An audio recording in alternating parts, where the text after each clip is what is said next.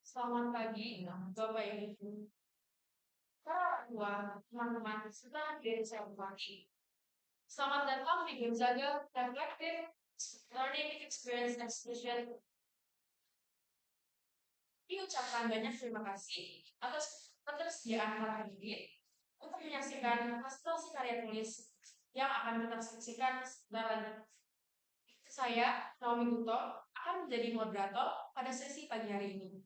Bersama dengan rekan ngobrol saya, Erina Syaraki, dan juga Alexandra Anindya Indian. Acara ini didukung oleh aplikasi JiriFlex. Aplikasi JiriFlex memuat berbagai penelitian yang telah dilakukan oleh para peserta didik kelas 12. Aplikasi dapat diunduh melalui App Store maupun Play Store dengan kata kunci JiriFlex. Bersama kelompok presenter siapkan presentasi dan tulisnya. Para hadirin dipersilakan untuk membaca abstrak karya tulis presenter melalui aplikasi JiriFlex. Sebagai pemberi gambaran pertama dari topik permasalahan yang akan dibahas selama sesi presentasi pagi ini. Sambil membaca abstrak, kenalkan saya untuk memperkenalkan Bapak Ibu Guru Penguji dan Pembimbing yang telah hadir pada sesi pagi hari ini. Ibu penguji kita, Ibu Teresia Rianika Septian Tias SPD. Dan Ibu pembimbing kita, Ibu Permata Firti Nirmala, Eskom MM. Selain itu, perkenankan saya untuk memperkenalkan para presenter yang akan tampil setelah ini. Dari kelompok 14, dari 12.2, saya undang Muhammad Nabil Ramadan, Moses Christian Sitompul, Beatrix Davina Cetaramaki, dan Rana Dasya Putri Wisnawa. Kelompok 14 akan mempresentasikan karya tulis kita.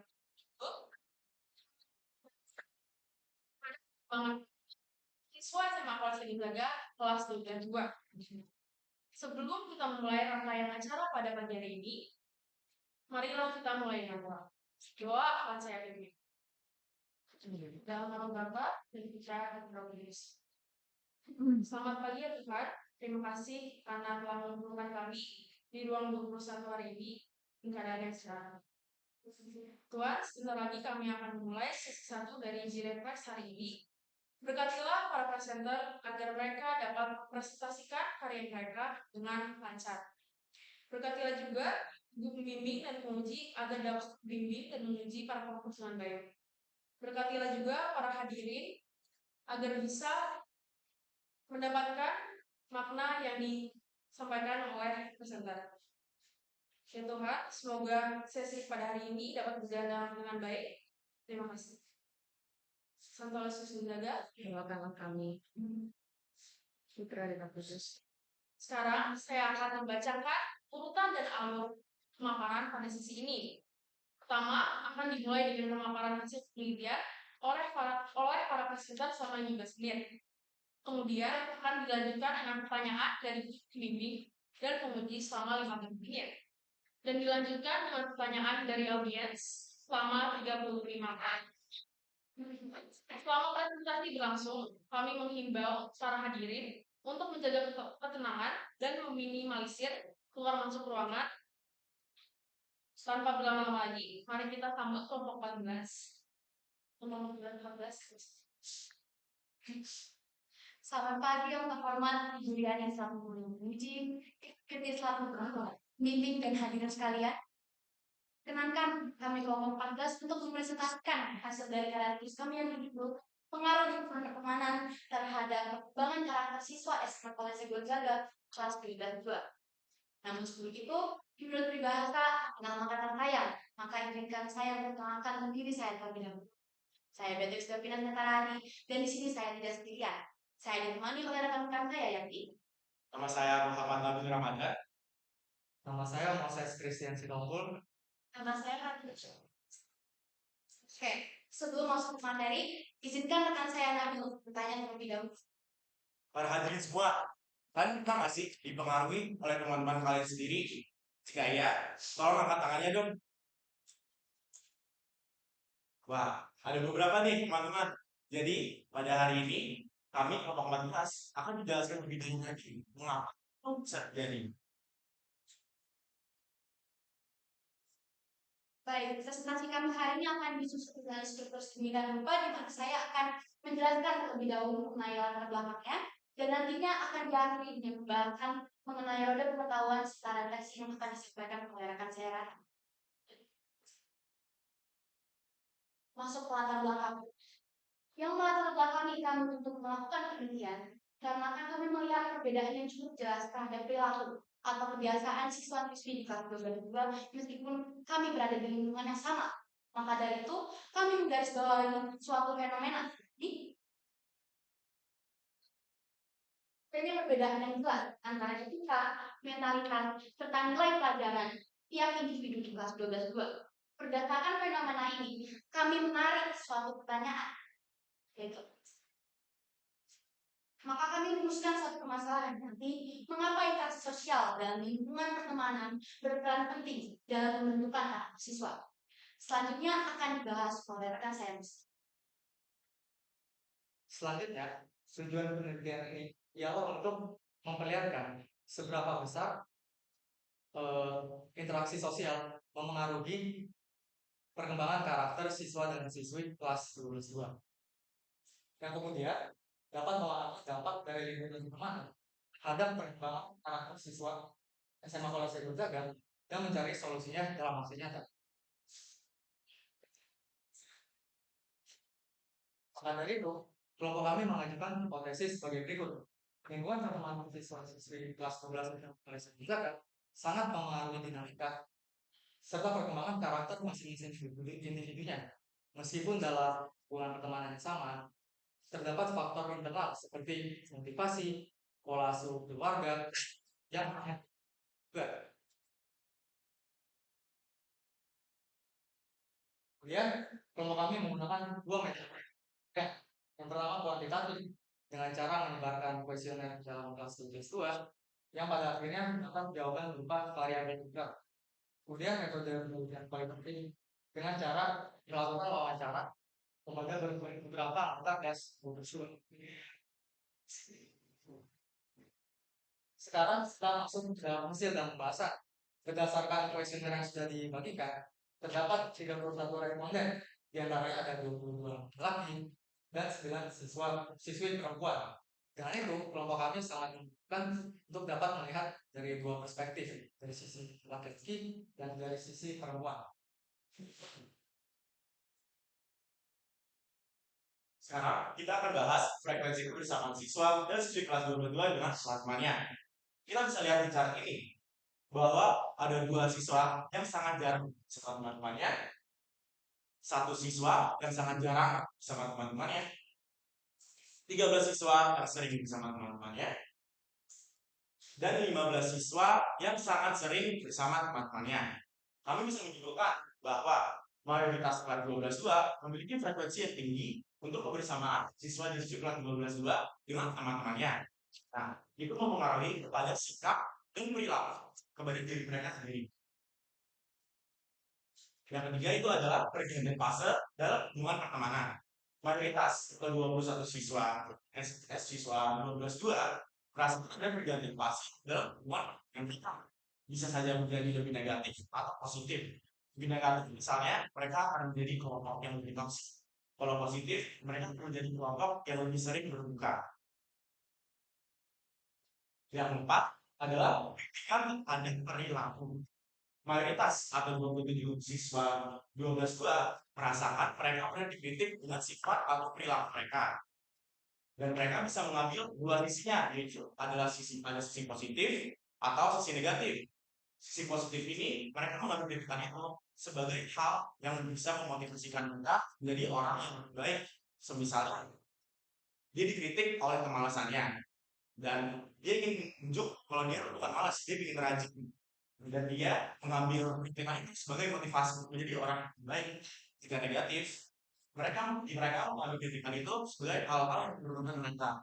Dan mereka tidak suka itu, dan dia akan kesimpulannya mereka akan menghindari teman-teman mereka. Yang kelima, pengaruh terbesar dalam pembentukan karakter. Kita bisa lihat mayoritas anak 22 atau 20 siswa merasakan pengaruh terbesar mereka tidak hanya di lingkungan sekolah aja, Tapi keluarga atau orang tua memiliki peran utama untuk pembentukan karakter mereka. Selanjutnya, saya akan membahas mengenai roda pengetahuan. Di sini ada 6 mata pelajaran korelatif dengan hasil penelitian. Dimulai dari yang pertama, yaitu pendidikan warga negara, yang mana memahami moral dan etika. Di sini, jika siswa memiliki moral dan etika yang baik, maka mereka akan terarah pada lingkungan pertemanan yang sehat. Sedangkan, jika siswa memiliki moral dan etika yang kurang baik, mereka akan terarah pada lingkungan pertemanan yang kurang sehat atau bahkan tidak baik. Selanjutnya, ada mata pelajaran bahasa Indonesia, yaitu penggunaan kata bahasa dan struktur kalimat yang jelas. Siswa gunakan gaya bahasa yang berbeda-beda, gantung dengan siapa mereka berbicara. Contoh konkretnya adalah saat siswa berbicara dengan guru atau orang. Siswa cenderung menggunakan bahasa yang bagus, sopan, dan juga dengan kalimat yang bersih. Sedangkan saat siswa berbicara dengan saya, siswa cenderung menggunakan bahasa yang informal, sopan, dan dengan kalimat yang tidak bersih. Selanjutnya, ada mata pelajaran sosiologi. Kami mengambil materi interaksi sosial. Sudah sangat jelas interaksi sosial di sini. Bahkan, hal utama terbentuknya lingkungan pertemanan. Interaksi sosial dapat berbentuk komunikasi. Komunikasi satu lawan satu lawan tiga, dan seterusnya. Yang pada akhirnya, suatu lingkungan pertemanan. Nah, suatu lingkungan pertemanan ini nantinya akan mengaruhi perkembangan karakter siswa di nomor. Selanjutnya ada mata pelajaran agama, jadi penggunaan nurani. Di sini hati nurani digunakan. Bedakan mana tindakan yang baik dan yang buruk, mana tindakan yang benar, mana yang salah. Namun, kerap kali ditemukan kasus bahwa siswa tidak bisa menggunakan hati nuraninya dengan baik. Maka dampaknya adalah mereka berjerumus ke dalam suatu lingkungan pertemanan yang negatif atau yang tidak sehat dan terpengaruh oleh kebiasaan-kebiasaan. Selanjutnya ada mata pelajaran matematika. Kami mengambil materi statistika saat data-data menjadi beberapa diagram dengan variabel. Yang terakhir adalah pada bimbingan konseling. Para guru BK membantu siswa dalam pengembangan karakter mereka. Secara dengan pendekatan secara personal, siswa nantinya akan lebih terbuka pada guru BK. Nah, mereka dapat mengeluarkan atau menceritakan keluh kesah mereka dalam lingkungan pertemanan. Nantinya guru BK dapat memberi suatu solusi atau strategi yang dapat membantu mereka untuk berkembang lebih baik.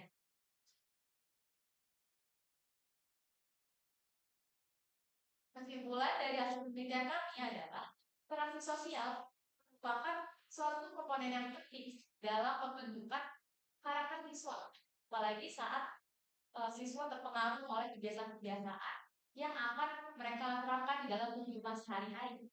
Dari itu, kami mengajukan saran untuk para siswa lebih memilah gaulan mereka dan memberikan batasan agar tidak terjerumus pada lingkungan yang negatif serta kebiasaan-kebiasaan. Refleksi dari kami, mulai dari kami melakukan pemilihan judul, pengolahan data, hingga proses pembuatan karya tulis ini, kami dihadapi oleh banyak tantangan dan juga hambatan. Kami dapat melalui semua ini dengan baik, sehingga kami dapat berdiri di sini melakukan presentasi hasil penelitian akhir kami. Kami juga memiliki beberapa solusi dan strategi yang kami harap nantinya akan berguna bagi siswa di masa. Dan dari kami.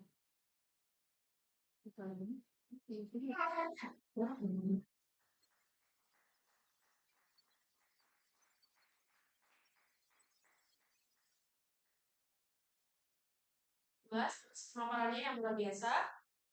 Selanjutnya saya akan membaca sistematika dari sesi tanya jawab.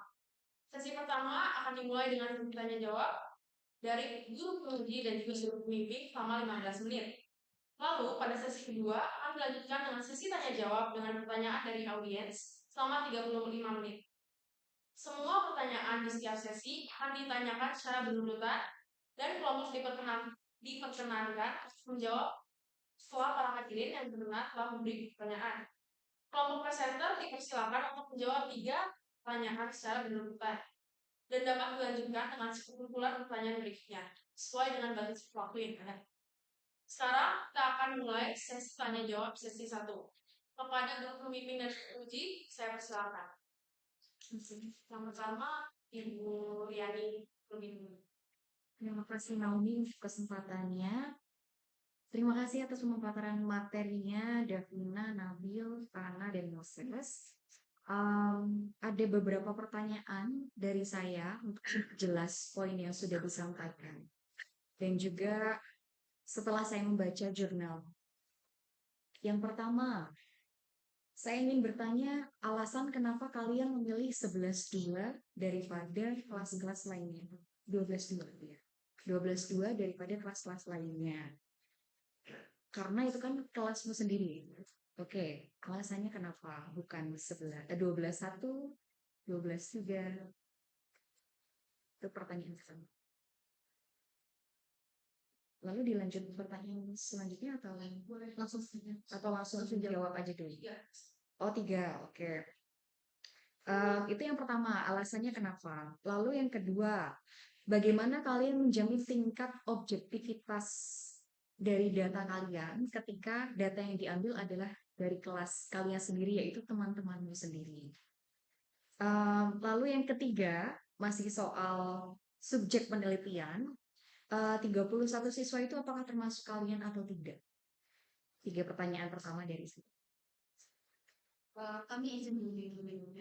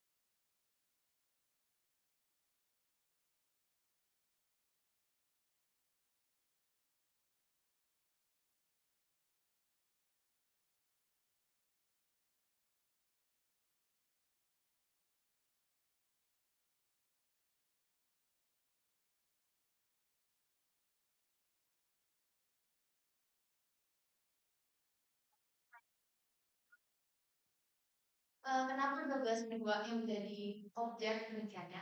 Dikarenakan waktunya bisa kita bilang cukup singkat. Maksudnya awalnya kami tuh ingin meneliti untuk satu angkatan. Namun karena padatan kegiatan di Gonzaga, terus banyaknya tugas-tugas, maka kami memutuskan untuk memperkecil objek dari penelitian kami. 12.2. Karena kami merasa bahwa kami 12.2 adalah tempat atau objek yang paling dekat dari kami, sehingga kami dapat bertanya secara langsung dan mengumpulkan datanya secara lebih cepat, sehingga kita dapat mengatur waktunya secara lebih efektif. Ya. Selanjutnya, pertanyaan nomor 2 mengenai objektivitas penelitian ini. Kami tidak hanya melakukan pendataan ini melalui Google Form saja, kami juga melakukan wawancara. Maka dari itu kami dapat beberapa jawaban yang konkret dan juga beberapa jawaban yang nyata, sehingga kami tidak ada opini atau fungsi dari kelompok kami sendiri. Maka dari itu bisa dikatakan itu lebih objektif karena sudah ada wawancara. Untuk pertanyaan ketiga tidak mengikuti pertanyaan itu. Di 31 murid itu hanya 12.2 kecuali Total kelas kita ada 30, 35. Oke. Terima kasih. Oke, terima kasih atas jawabannya. Boleh lanjut ke Untuk guru pembimbing. Oke, pertanyaan saya yang pertama, tadi dari presentasi yang Rana sampaikan itu disampaikan ada solusi, tapi solusinya tidak tercetus dari atau tidak keluar untuk disampaikan ya. Jadi tolong nanti solusi apa yang kelompok ini miliki untuk disampaikan kepada para audiens. Lalu Em, apakah solusi yang kelompok ini tawarkan dalam penelitian dapat diterapkan secara praktis oleh siswa, guru, dan orang tua, ya, atau orang tua, ya, seperti itu. Kemudian,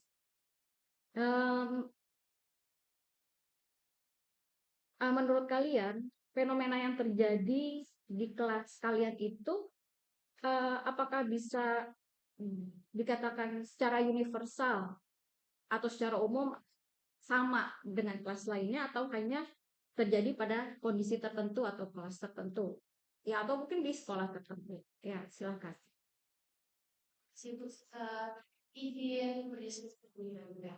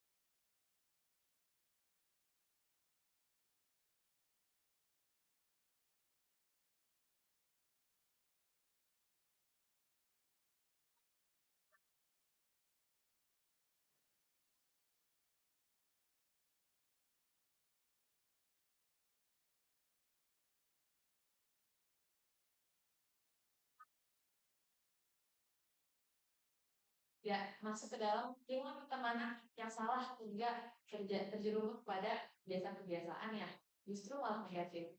Selanjutnya, kami juga memiliki solusi di mana setiap individu harus memiliki prinsip, harus memiliki pendirian yang teguh agar tidak mudah oleh banyak banyak pengaruh yang justru malah bikin mereka goyah atau bikin mereka jadi gak percaya diri. Maka dari itu kami menyarankan pada siswa untuk memiliki prinsip dan pendirian yang kokoh agar tidak terpengaruh hal-hal lainnya.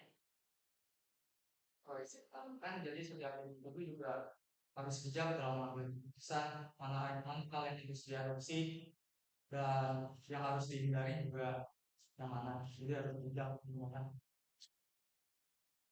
Baik, untuk pertanyaan kedua, tadi kan pertanyaannya apakah kondisi di kelas 12 ini secara general juga terjadi di kelas ini? Sebenarnya bisa diasumsikan kalau misalnya itu juga terjadi di kelas-kelas lainnya. Mengapa demikian? Dikarenakan anak-anak di kelas 12 ini sudah mengalami 2 kali pergantian kelas, di mana pastinya ada dinamika yang berbeda-beda di masing-masing kelas. Maka dari itu dapat diasumsikan bahwa masing-masing individu sudah mengalami perubahan, antara dia sudah mengalami perkembangan secara mental atau karakter. Maka dari itu dapat disimpulkan atau dapat diasumsikan bahwa hal ini fenomena ini terjadi secara general. Ini juga. Si tersesat kita lamanya lagi apakah dari pembimbing atau penelitian yang ingin berkembang?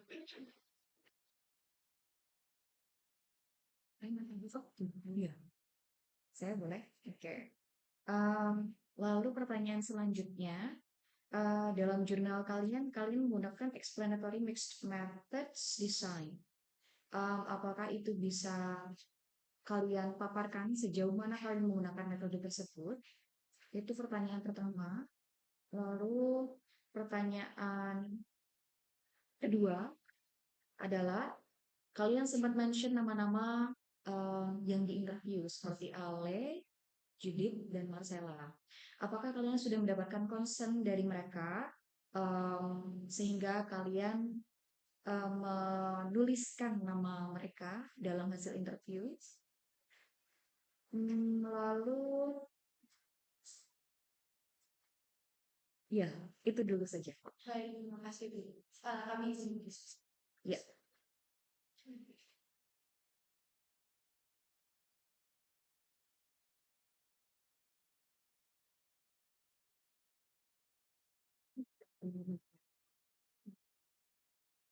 Diterapkan secara praktis sisi guru itu ini sisi dulu dan sekarang dan mereka mendengarkan.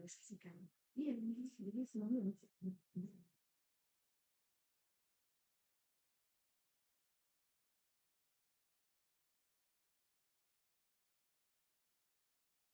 15 menit. Makanya itu kita banyak banget.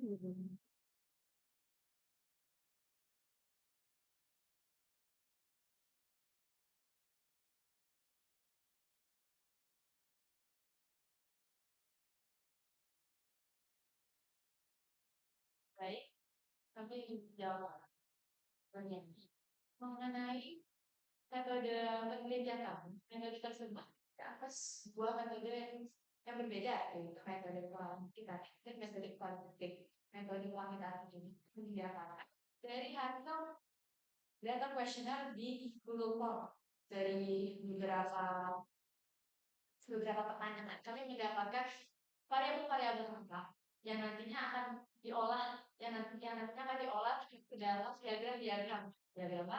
Diagram lingkaran punya. Jadi metode tersebut. Dan yang kualitatif kita kayak wawancara beberapa kelas yang memang pribadiannya tidak sama. Jadi ada yang lebih rajin dan juga ada yang lebih lingkungan temannya sama tapi lebih males. Untuk pertanyaan kedua, saya sudah mewawancari Ale dan Judith, dan saya juga sudah menanyakan boleh untuk menaruh nama mereka di dalam karya berita dan mereka merasa saya Izin menambahkan, saya juga sudah mengkonfirmasi ke ketiga narasumber yaitu Ale, Judith dan juga Marcella apakah mereka bersedia dicantumkan di karya tulis dan mereka semua bersedia. Dari ketersediaan mereka pun sebenarnya ada buktinya karena saya menggunakan WA untuk menanyakan konsepnya.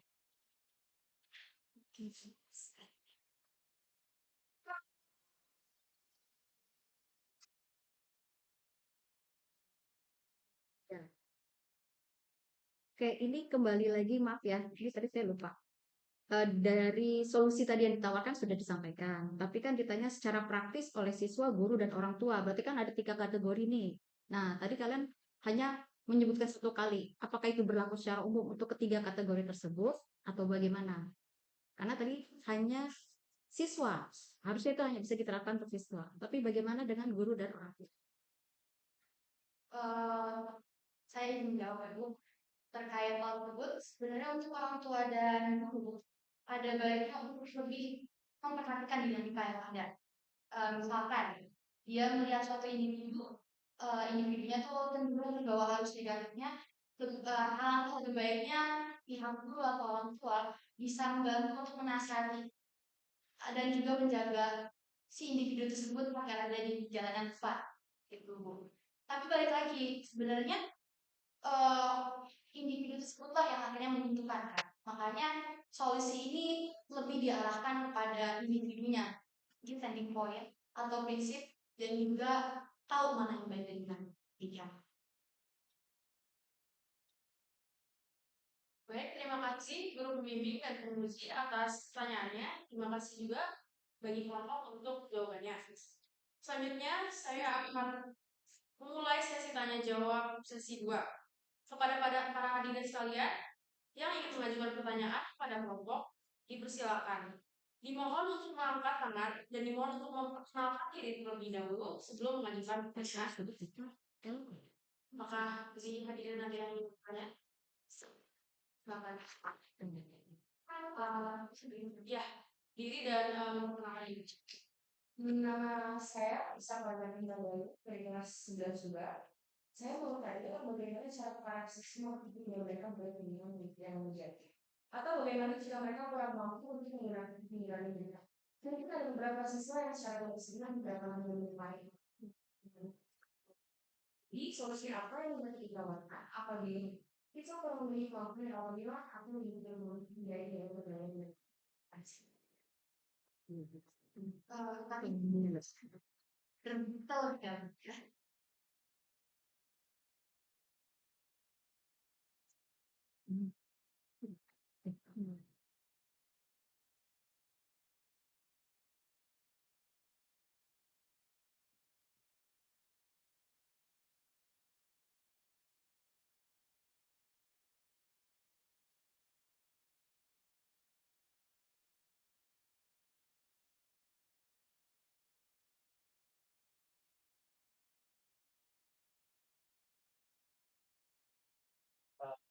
Jawab pertanyaan Mas. Jadi kalau siswa ini merasa tidak tahu kalau dia ada di lingkungan yang negatif atau positif, pasti orang tua, keluarga dan teman-teman sekitarnya bilang ke dia kalau, kamu tuh ada di tempat yang negatif, atau tidak syarat, dia tidak rajin belajar. Gitu. Izin menambahkan dari apa yang Nabil paparkan, sebenarnya ini menunjukkan peran pentingnya orang di sekitar kita terhadap pengembangan diri kita masing-masing. Maka dari itu sebenarnya dari individu sendiri harus punya kemampuan untuk berefleksi dan menyadari mana yang salah mana yang benar. Apabila tidak ada orang di sekitarnya yang menyadari, maka memang benar seharusnya mereka tahu ada misalnya mereka itu tidak ada di jalan yang salah. Maka dari itu saya tadi sempat memutuskan pentingnya understanding point dan tahu mana baik mana yang dipilih dulu. Itu balik kepada individunya masing-masing. Dan apa yang aku sampaikan itu tuh hanya sebagai alat kayak pedoman. Jadi yang bantu meluruskan apa yang ada salah. Jadi balik lagi berpatokan pada individu. Sekian dari kami, terima kasih. Apakah sudah jawab? Makasih. Baik, terima kasih kelompok. Apakah diri ingin silakan.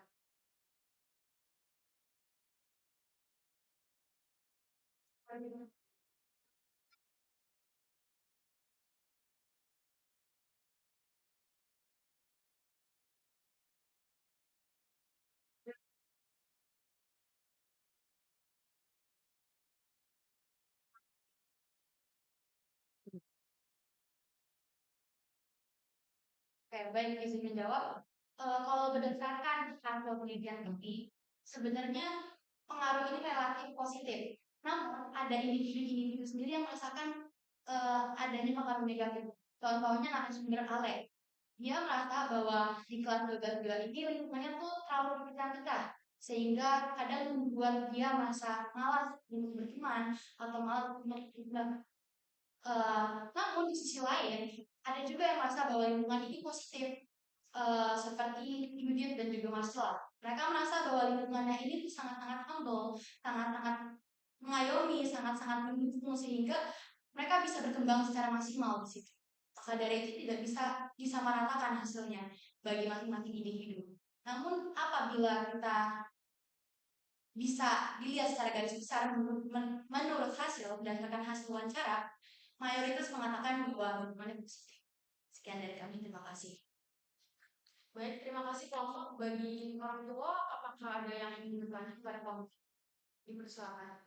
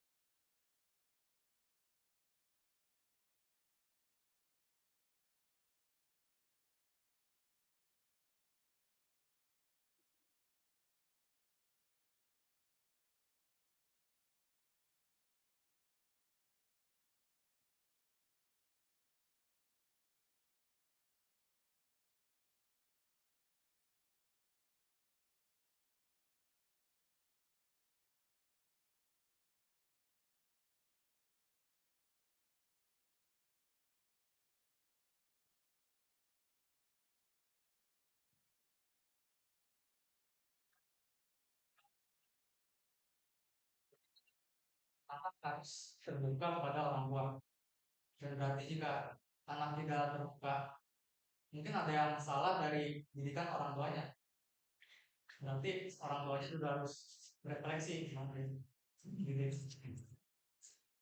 Gimana Mbak? Itu hanya kemungkinan pertama, yaitu mengenai mungkin ada orang tua yang melakukan kesalahan. Dan maka dari itu anak jadi menjauh dari orang tuanya. Nah, anak tersebut juga harus merefleksikan diri dia sendiri. Apakah memang didikan orang tuanya itu beneran salah atau si diri dia yang salah?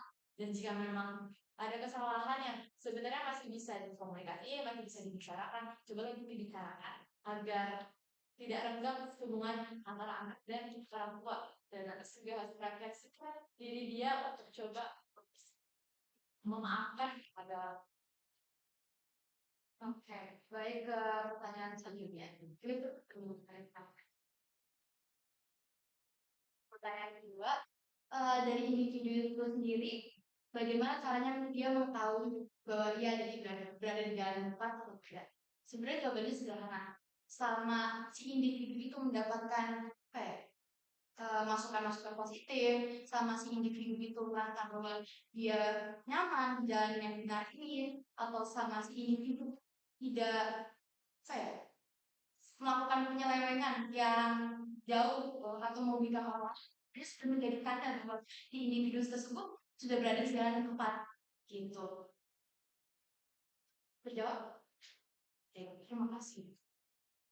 Baik, terima kasih kelompok dari hadirin, dari orang tua, dari teman-teman. Pertanyaan yang ingin diajukan kepada Stok, bersilakan.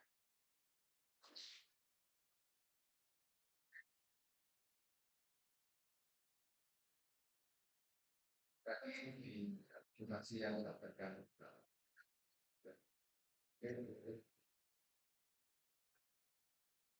Ini ada ya kedua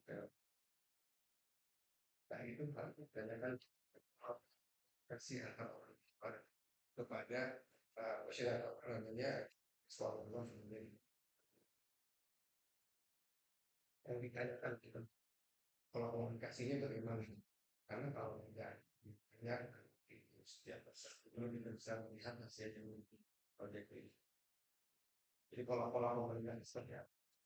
Tadi jawab dari bahwa itu apa namanya pengaruh Allah misalnya ya orang mungkin itu pola komunikasinya ditanyakan ya ke apa namanya teman-temannya yang membeli karena kalau itu ditanyakan tidak bisa kelihatan juga ya bagaimana komunikasi terbuka untuk keluarga begitu juga dengan pendidik sekolah. Jadi saya katakan bagaimana ditanyakan hal seperti ini dalam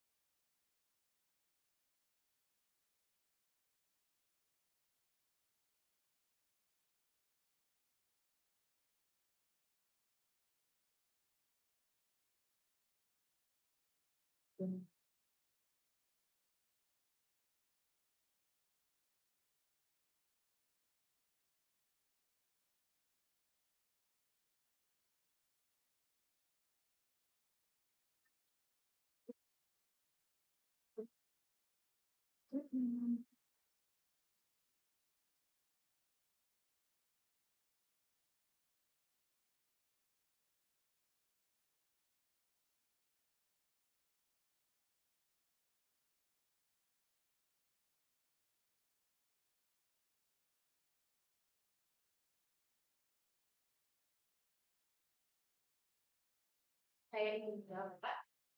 Tadi kan pertanyaan apakah hubungan mengenai anak dan dengan jawabannya tidak, karena kan ini fokusnya ke teman-teman Pak. Jadi kami benar-benar berfokus ke lingkungan pertemanan saja. Namun terkait jawaban sebelumnya yang menyalahkan orang tua itu sebenarnya hal belakang biasa saja. Sebenarnya maksud dari kami di sini adalah bahwa sebelum mungkin anak-anak remaja itu tidak kepada orang tuanya, tapi sempat merasakan sakit hati. Bisa jadi orang tua yang sempat melakukan kesalahan dan kami tidak berani bersuara terkait hal tersebut sehingga kami tertutup. Sebenarnya di sini kami tidak menyalahkan pihak orang tua sama sekali karena kan pihak orang tua juga manusia yang bersalah.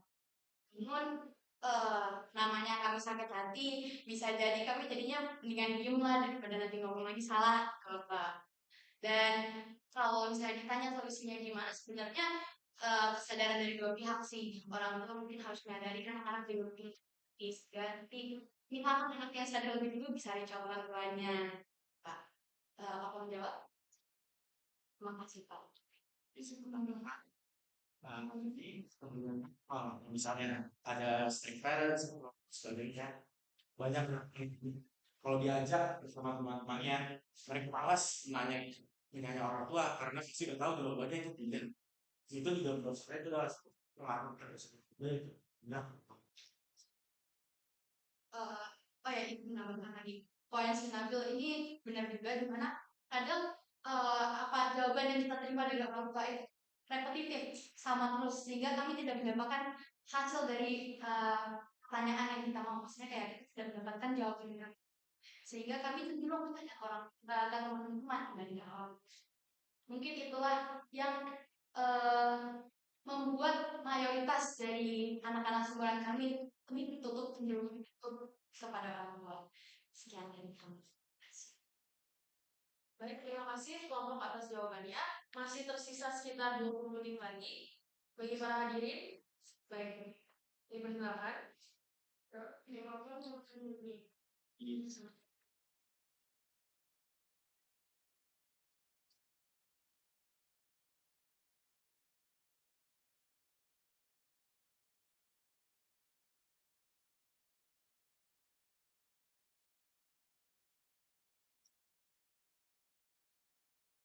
Dari pengalaman saya sendiri, saya pernah menemukan kasus yang kayak seperti itu dan saya sendiri langsung menegur teman saya. Namun pada akhirnya apa yang bisa kita lakukan hanya sekedar menegur, hanya sekedar mengingatkan. Pada akhirnya individu itu sendirilah yang memutuskan apakah mereka mau berubah atau maka dari itu setelah kita menegur apabila individu tidak melakukan, apabila apa yang dia lakukan tidak memberikan penafsiran, maka sudah biarkan saja gitu. Biarkan dia berefleksi sendiri dan menemukan standing point-nya sendiri karena itu dia. Namun apabila itu sudah merugikan, kita sebagai pelajar bisa mengkomunikasikan kepada guru sehingga guru pun tahu maka guru bisa membantu membuat langkah kepada si individu tersebut sehingga ada pendekatan dalam dengan strategi yang lebih dalam untuk membantu individu tersebut. Selamat menjawab. Makasih. jika ada yang fase perkembangan. Nah, misalnya siswa ini adalah siswa yang negatif, tapi teman-temannya harus membuat dia atau mengasih untuk menjadi yang negatif. Nah, kritikan-kritikan itu dari teman-temannya bisa membuat dia mencari apakah kritikan itu negatif. Jadi dia harus bikin diri dia sendiri. Apakah itu negatif? Langsung. Dan menunjukkan ngajak kita lebih bercerita. Pak,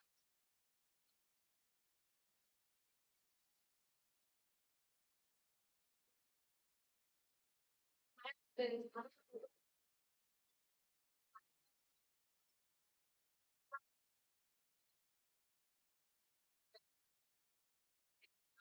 ya kan coba memberi respon yang baik untuk betul mengajak siswa tersebut menghindari hal-hal yang negatif dan juga kebiasaan-kebiasaan buruk.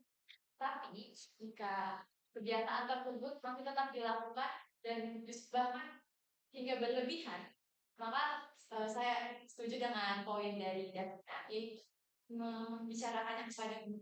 Mungkin yang pertama saya akan berbicara kepada guru mereka dulu untuk meminta solusi atau strategi yang baik agar membantu teman saya ini pengaruh dari pengaruh negatif. saya sendiri, yang pertama saya akan mengajak untuk berkomunikasi terlebih dahulu, kemudian saya bisa memberikan saran-saran yang dapat membantu beliau untuk mencari masalah. Jika masih tidak memungkinkan, inilah pentingnya peran dari guru BK. Maka saya akan mengajaknya untuk langsung konsultasi ke guru BK. Baik, terima kasih kelompok atas jawabannya. Kalau ada yang mengirim, ada yang ingin bertanya lagi. Silakan. Halo, saya dari kelas 2.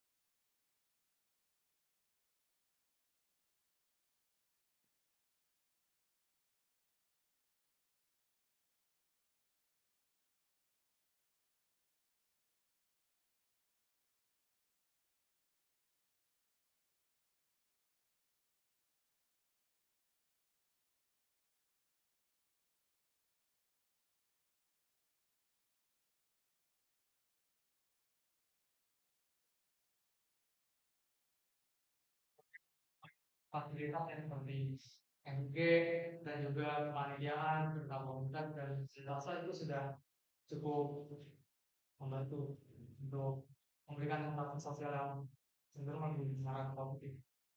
Izin menambahkan, adanya pengajaran kelas atau pengajaran siswa di setiap kelasnya itu juga membantu siswa untuk beradaptasi dalam lingkungan yang berbeda kepada alatnya.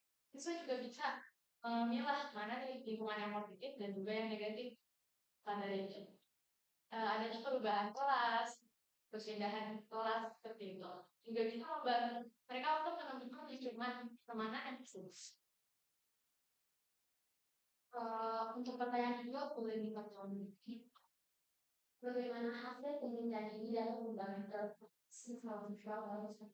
Baik, seperti yang tadi kita bahas, jadi kan kami sempat memberikan solusi-solusi. Kami harap solusi tersebut dapat memberikan pengaruh pada orang lain yang membaca. Nah, apakah itu sudah? Baik, terima kasih. Baik, terima kasih kelompok atas jawabannya.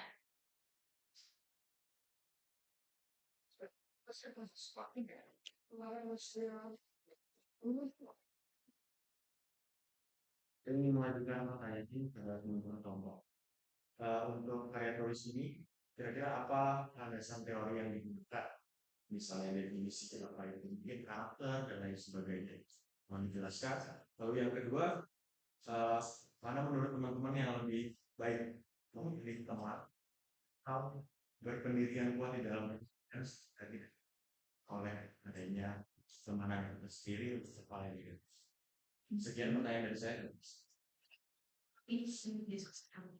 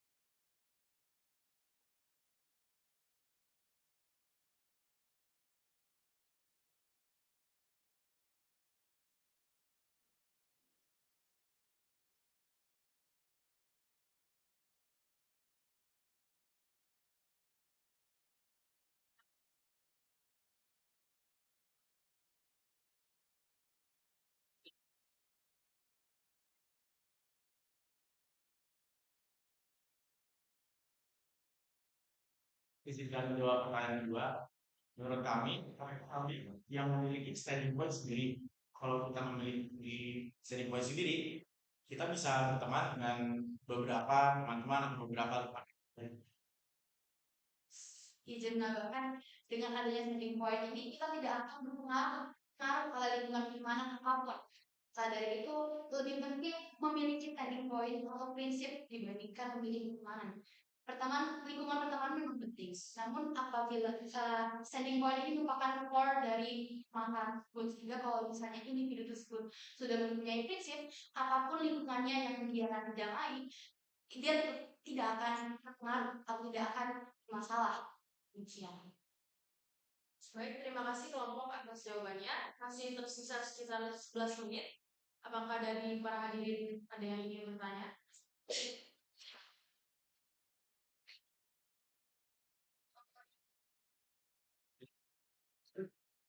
Ya, Bapak Ibu, sebenarnya masih melalui Progo dari kelas 29 ke kelas 8. Di sini saya ingin bertanya, mungkin terlepas dari materi yang terkait, yaitu pertanyaan saya menurut kelompok pelajaran hidup apa yang mungkin teman-teman kelompok dapatkan dalam penelitian ini, mungkin memiliki kaitannya dengan penelitian ini. Mungkin kalau misalnya di sini dijelaskan hal terbesar itu keduanya yaitu keluarga, orang tua dan teman.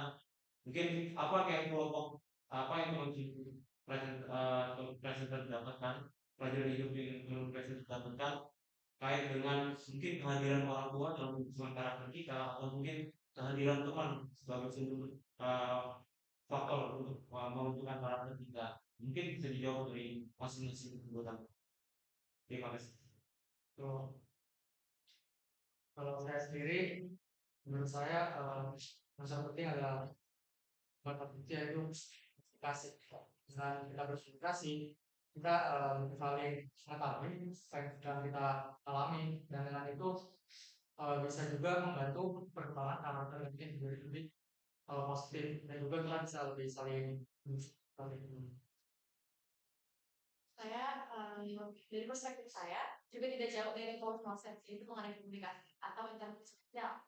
Adanya interaksi sosial dari siswa dengan orang tua, dari siswa nggak mengaruhi banget karakter. Saya menyadari bahwa komunikasi melalui cerita sedikit cerita yang bisa malah mengenai cerita yang banyak yang kayak benar-benar mengeluarkan keluh kesah mereka. Itu juga melambangkan pendekatan secara personal antara individu dan individu lainnya. Jadi saya sadar kalau misalkan interaksi sosial dalam kehidupan sehari-hari dan juga mengembangkan itu sendiri. Pembentukan karakter itu adalah hal yang paling penting. Karena jika kita ada karakter, kita bisa memiliki karakter yang positif ataupun negatif. Tapi kalau negatif, kita bisa mengganti itu menjadi yang positif. Dari beberapa orang akan memberi kita dengan lingkungan itu. Dan kalau positif, kita juga pasti bisa menahan positivitas gitu. Baik, izin menjawab. Dari saya sendiri, saya belajar bahwa sebenarnya manusia ini merupakan makhluk hidup yang kompleks. Sebenarnya dapat dibuktikan dari pertanyaan orang tua tadi, di mana mereka mempertanyakan kayak sebenarnya gimana sih cara yang tepat dari biologis kita sebagai siswa, bagaimana caranya untuk terbuka atau biar anak terbuka. Dari situ saya sadar bahwa sebenarnya manusia itu kompleks, masing-masing dari individunya memiliki POV sendiri, dan POV tersebutlah yang akhirnya nanti mempengaruhi individu tersebut gitu loh. Dari bagaimana cara dia berinteraksi, bagaimana cara dia berinteraksi. POV itulah yang nantinya akan menentukan standing point si individu tersebut. Maka dari itu saya belajar bahwa manusia itu merupakan makhluk hidup yang kompleks gitu. Baik, terima kasih kelompok dari hadirin. Apakah ada yang lagi?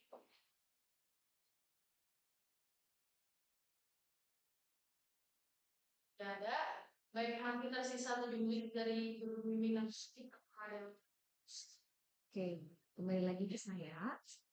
Em, Jadi di dalam roda pengetahuan kalian mention salah satu subjek yaitu bimbingan konseling. Dan di situ juga dimention bahwa lingkungan pertemanan yang negatif dapat menimbulkan kesehatan mental seperti kecemasan, depresi, hingga bullying. Em, Apakah dalam melalui penelitian ini di 12.2 muncul statement tersebut atau tidak? Itu pertanyaan pertama.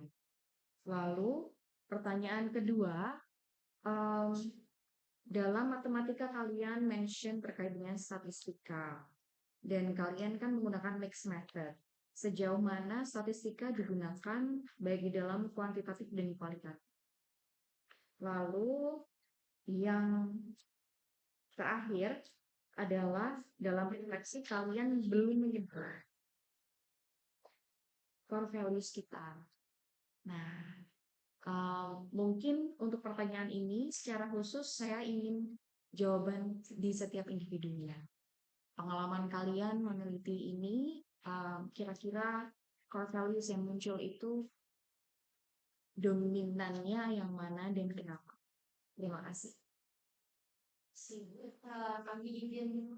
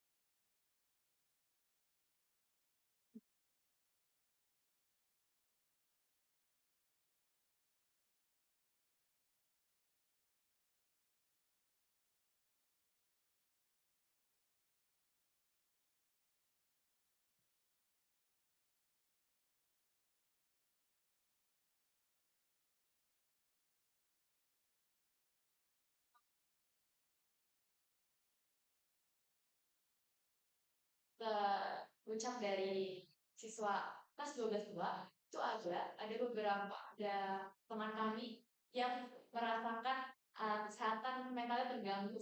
Justru mereka malah adanya perubahan negatif di dalam diri mereka dan kesehatan mental mereka terganggu. Maka dari itu kami di Bimbingan Konseling ini kami mengambil guru BK yang berperan penting membantu siswa mengembangkan yang lebih baik. Komentari harus dibicarakan secara personal. Maka dari itu guru BK yang artinya melakukan pendekatan secara personal. Dalam pertanyaan yang kedua yang sekali dalam pertanyaan kualitatif. Nah, di dalam pertanyaan kualitatif kita menanyakan apakah pertemanan di 12.2 ini positif atau negatif. Itu ada 2 pertanyaan dan ada 2 jawaban.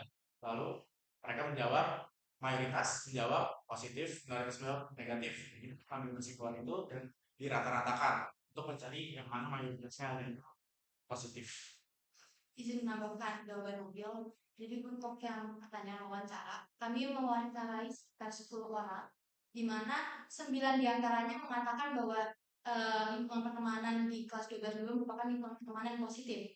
Satu lainnya masih bahwa itu negatif. Nah, kami dapatkan bahwa lingkungan di kelas 12 ini termasuk positif dikarenakan 9 orang ini, dan kami menghitung ini berdasarkan statistik. Terus untuk pertanyaan yang ketiga, dari saya sendiri, saya merasa bahwa conscious di sini sangat-sangat dibutuhkan. Terlepas dari orang lain yang menjadi objek kita, saya sendiri sadar kalau misalnya saya sendiri harus bisa memiliki prinsip dalam pertemanan di mana agar saya nantinya tidak terbawa arus buruk dari pertemanan saya, lingkungan pertemanan yang saya masuki. Saya rasa demikian. Di sisi lain, teman-teman sendiri juga tentu harus memiliki conscience untuk menentukan prinsip mana yang baik dan benar untuk dirinya sendiri. Dengan begitu mereka dapat terhindar dari masalah kesalahan di sekitarnya dan dapat terhindar dari kegiatan yang merugikan orang lain. Ya. Saya sangat setuju dengan apa yang dikatakan oleh Davina, yaitu conscience. Menurut saya yang paling dominan, faktor yang paling dominan itu juga adalah conscience, karena kita harus tahu yang mana yang benar dan mana yang salah. Jika kita masuk ke lingkungan pertemanan yang salah, kita harus mengeluarkan conscience kita, wah itu salah, dan kami harus keluar dari perlingkungan itu dan mencari yang mana yang positif. Oke, kalau dari saya juga setuju dengan poin dari Davina dan Nabil mengenai conscience, tapi saya juga menambahkan yaitu compassion. Conscience ini pertama memang betul harus dari hati nurani diri sendiri, empati seorang untuk melakukan sesuatu, untuk memilah mana yang baik dan mana yang benar. Dan saya juga menambahkan mengenai compassion, yaitu di mana peduli terhadap orang lain, terhadap lingkungan sekitar. Nah, mengenai compassion ini, itu juga pasti berhubungan dengan pertanyaan sebelumnya mengenai ternyata jika ada teman yang terpengaruh oleh pengaruh-pengaruh negatif. Nah, saya sebagai teman harus memiliki nyata, memiliki kepedulian, kepekaan untuk membantu teman saya ini mengarahkan mereka ke jalan yang lebih benar. Kalau saya sendiri, saya sangat setuju dengan teman-teman saya. Karena saya satu yaitu komitmen. Kita jika kita memiliki komitmen dan sendirian, maka kita pasti tidak akan terbawa arus yang tinggi. Baik, terima kasih kelompok atas. Sekarang kita di akhir sesi presentasi dan tanya jawab kalian tulis kelompok 14. Izinkan saya menutup rangkaian presentasi hari ini dengan mengucapkan terima kasih kepada para hadirin yang telah hadir pada sesi presentasi pagi hari ini. Mohon maaf bila ada perkataan atau perbuatan saya selama berlangsungnya acara yang kurang berkenan. Saya Naomi mengucapkan terima kasih sebesar-besarnya atas perhatian dan juga antusiasme para hadirin sekalian. Para presenter dipersilakan untuk foto bersama guru pembimbing dan guru pembimbing, dan berikutnya pengambilan foto presenter bersama dengan orang tua mereka. Sebelumnya kami ingin menutup presentasi kami secara terbuka. Kami pengen ngasih pantun dulu. Kecil apa? Dan Sumiami. Jangan lupa beli teks kelas. Sekian dari kami. Salam kami dari kelompok 14.